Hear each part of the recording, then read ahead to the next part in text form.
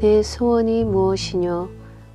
며칠 전 가평 설국산 계곡에 자리하고 있는 다일 공동체의 32주년 창립기념 감사 예배 및 수도 허원식에 참여를 하였다.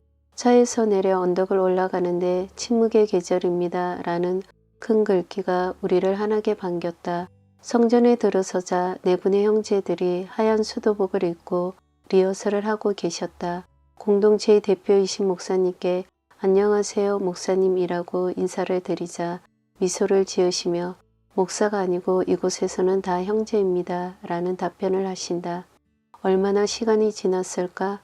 내 소원이 무엇이뇨? 내 두려움은 무엇이뇨?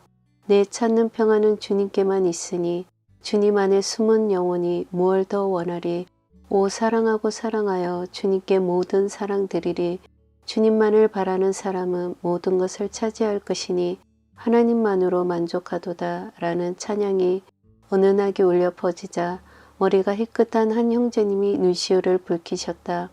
오랜 세월 노숙자들, 불황자들, 독거노인들에게 밥을 퍼주고 봉사와 노동과 섬김으로 아름다운 여정을 걸어오셨건만 주님만을 더 오롯이 사랑하기 위해 느지막이 수도의 삶을 결단하고 나아가시는 모습에 잔잔한 감동이 밀려왔다. 아버지, 당신 손에 맡겨오니 좋으실 대로 하십시오. 라는 샤를로 후쿠의 기도문과 더불어 성전 바닥에 엎드려 청빈, 순결, 순종을 서약하는 네 분의 모습을 숨죽여 바라보는데 그 자리에 작은 안개꽃들이 피어나는 듯 했다. 깨끗한 마음, 사랑의 성공이라는 꽃말처럼 세상에서는 잘 드러나지 않으나 주님과의 사랑의 성공을 이루기 위해 거룩한 순례자의 길로 들어선 그분들에게 축하의 박수를 보내드렸다. 안락함과 평안함을 뒤로하고 더 좁고 협착한 길을 걷고자 세상을 향해서는 죽음을 다짐하는 네 분의 형제들을 하늘에서도 축복하는 듯 했다. 몇 분 동안 드려지는 침묵기도 가운데 메말라 있던 내 눈가에도 눈물이 고였다. 언제부터인가 예수님에 대한 사랑이 식어지고 몸이 허약해지니 노년에 대한 막연한 두려움이 밀려왔었다. 기다리는 주님은 오시지 않고 왠지 많은 물질은 아니더라도 조금은 노후 대책을 해야 하지 않을까 하는 염려가 내 마음 한편을 차지했다. 그런데 겸손히 두 팔을 벌리고 하나님의恩寵을 구하는 네 분의 결연한 모습 속에서 22년 전 수도에 첫 입회하던 날이 오버랩되며 주님의 음성이 들리는 듯 했다. 그때의 내 소원이 무엇이뇨? 가난을 벗삼아 나만을 사랑하며 익은 열매가 되리라고 눈물로 결단하지 않았느냐. 사랑하는 딸아, 내가 세상 끝날까지 너와 함께 할 것이니 두려워 말고 모든 앞날을 내 손에 다 맡겨라. 주님께 모든 것을 내어 맡기고 선하신 하나님만을 찾고 바라고 원하는 영혼은 하늘이 주는 평안과 만족함이 있을 것이다.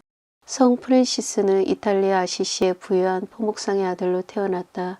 그러나 그는 재산도 평안한 삶도 세상의 향락도 아버지로부터의 상속권도 아버지도 모두 버린 채 한평생 가난과 청빈의 삶을 살았다. 여러분, 지금까지 저는 피에트로 디 벨라도네를 아버지라고 불러왔습니다. 그리고 앞으로도 피에트로 디 벨라도네를 아버지라고 부르지 않고 다만 하늘에 계신 하나님 한 분만을 아버지라고 부르겠습니다. 그는 예수님의 말씀 한마디 한마디를 글자 그대로 실천하며 살려고 했다. 두벌 옷을 가지지 않고 신을 신지 않고 맨발로 걸어 다니며 살았다. 가난이라는 이름의 여인과 결혼했다고 선언하며 절대 청빈과 완전 무소유의 삶을 살았다. 그는 심지어 지식과 학문도 버렸다. 오늘날 지식과 학문을 탐구하는 사람들이 너무 많습니다. 나도 한때는 책을 모아보고 싶은 유혹을 받았습니다. 그러나 형제들이여 명심하여 들으십시오. 우리 주님 예수 그리스도께 대한 사랑 때문에 스스로 무식하게 되는 사람이 진정 행복합니다. 오 주여 나의 전부여 오직 주님만이 전부이길 바랐던 그는 하나님 외에는 다른 아무것도 원치 않았다.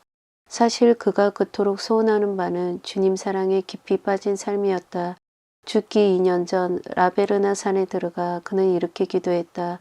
사랑하는 주님, 도대체 당신은 누구시오며 작은 벌레 같은 저는 무엇입니까? 오 내 주 예수 그리스도시여, 제가 죽기 전에 두 가지恩寵을 허락해 주소서. 한 가지는 당신께서 순환에서 당하셨던 그 고통을 제 영혼과 육체도 체험할 수 있도록 허락해 주시옵소서. 또 한 가지는 그 어떤 고통도 사랑으로 감내할 수 있는 극치의 사랑을 제게도 넘치게 주시옵소서. 어느 날 프랜시스는 참되신 하나님 외에는 다른 아무것도 우리는 원하지도 기대하지도 듣지도 찾지도 생각하지도 말하지도 숨쉬지도 만족하지도 기뻐하지도 마음에 들어하지도 맙시다 라는 설교를 하였다. 이 이야기를 들은 소녀 글라라는 이 외에 다른 말은 귀에 들어오지 않았다. 창공을 나는 철새들의 지저김도 한겨울 수바시오의 가파른 언덕에서 몰아치는 눈보라도 메아리에 지나지 않았다. 오직 주님만을 사랑하며 하나님 외에는 아무것도 원하지 않으리라는 불타는 갈망을 안고 수도원으로 들어갔다. 해유와 핍박을 하는 가족들 앞에서 아름다운 금발머리를 삭발한 모습을 보이며 그녀는 다음과 같이 선포하였다. 이제 저는 더 이상 세속이 말하는 아름다운 처녀가 아닙니다. 아시시에서 제일 가는 명문가의 맏딸이 아닙니다. 나는 여러분이 말하는 인간적인 행복과 거리가 먼 그리스도 한 분께만 모든 희망을 둡니다. 훗날 오랫동안 함께했던 동료들은 그녀를 다음과 같이 평가를 하였다. 주님만을 열렬히 원하여 하나님의 요정은 쉴 줄을 모르고 기도하였고 이야기는 언제나 하나님과 위의 것에 관한 것뿐이었으며 세상사에 도무지 관심이 없어서 그런 일을 입에 담거나 귀 기울이는 법이 전혀 없었습니다. 스스로 가난의 길을 선택하고 기꺼이 고통의 십자가를 받아들이는 이들이야말로 참 행복하다. 남보다 더 높아지려 하고 더 앞서가려 하고 더 가지려 하고 더 누리려고 아등바등하는 이 세상 속에서 오로지 하나님만을 바라는 이들은 진정 부유한 사람이다. 그리스도만을 차지하길 바라는 사람은 다 지나갈 부와 명예와 권력에는 도무지 관심이 없다. 오로지 그분의 고통을 사랑하여 온 마음으로 갈망하고 이를 통한 그분과의 일치를 끊임없이 추구한다. 홀로 성전에서 기도하는 토마스 아퀴나스에게 십자가의 주님이 말씀하셨다. 너는 나에 대해 잘 썼더구나. 너는 어떤 보답을 원하며 내 소원이 무엇이뇨? 그의 대답은 간단했다. 오직 당신뿐입니다, 주님. 깊어가는 겨울밤 주님께 간절한 소원을 아뢰본다. 하나님 아버지, 주님만을 원하오니 제 심령에 더 이상 세상의 소리가 들리지 않고 침묵의 계절이 임하게 하소서. 그리고 사랑하올 주님만이 저를 차지해 주소서. 주님만을 사랑하고 사랑하다 가난하게 죽어가게 하소서.